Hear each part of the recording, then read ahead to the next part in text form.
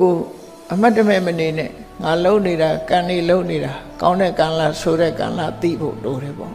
စိတ်ကူးယုံနဲ့တည်းပဲအကုသိုလ်ဖြစ်တာရှိတယ်စိတ်ကူးယုံနဲ့ပဲကုသိုလ်ဖြစ်တာရှိတယ်အဲ့ဒါကိုသတိထားဖို့မနောကံဆိုတာအလွန်သိမ်မွေ့တယ်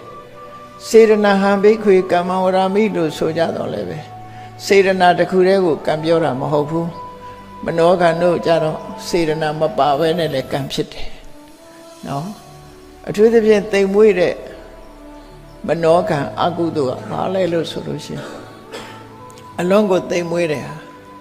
တမလွန်ဘဝကိုမယုံပါဘူးကောင်းတာလုပ်လဲကောင်းတာမဖြစ်ပါဘူးဆိုတဲ့မိစ္ဆာဒိဋ္ဌိအမြင်ပဲဖြစ်တယ်နော်မိဘကိုပြုစုလို့ကျွေးလို့အကျိုးမရှိပါဘူးမိဘကိုစော်ကားရင်လည်းအပြစ်မဖြစ်ပါဘူးလို့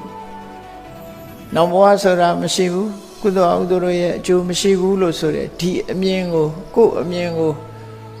ဒီလက်တွေ့ကြတဲ့အမြင်လို့ထင်ကောင်းထင်နေကြလိမ့်မယ်အဲ့ဒီအမြင်မျိုးကိုလက်ခံယုံကြည်ကျင့်တတ်ပြီဆိုရင်တော့အဲ့ဒါမိစ္ဆာဒိဋ္ဌိပဲမနောကံနဲ့မိစ္ဆာဒိဋ္ဌိအဲ့ဒီမိစ္ဆာဒိဋ္ဌိကစေရနာမပါပေမဲ့ကံဖြစ်သွားတယ်အဲ့ဒီကံကအဆိုးဆုံးကံလို့ဒီလိုမှတ်ရမယ်အဲ့မနောကံနဲ့မှာပဲသူများပစ္စည်းကိုကြည့်ပြီးလောဘတက်ပြီးကိုယ်ပစ္စည်းဖြစ်ခြင်းနဲ့အတွေးတွေအဘိဓါကိုယ်နဲ့မတည့်တဲ့လူတယောက်ဒီလူဒုက္ခရောက်သွားရင်ကောင်းမှာပဲခုခေတ်ဆိုရင်တူတယောက်ဒုက္ခရောက်ဖို့အတွက်တိုင်ရတယ်တောကြတယ်ခေတ်စကားနဲ့ပြောကြရင်အချွန်နဲ့မကြတယ်လို့ဆိုမျိုးတွေပေါ့နော်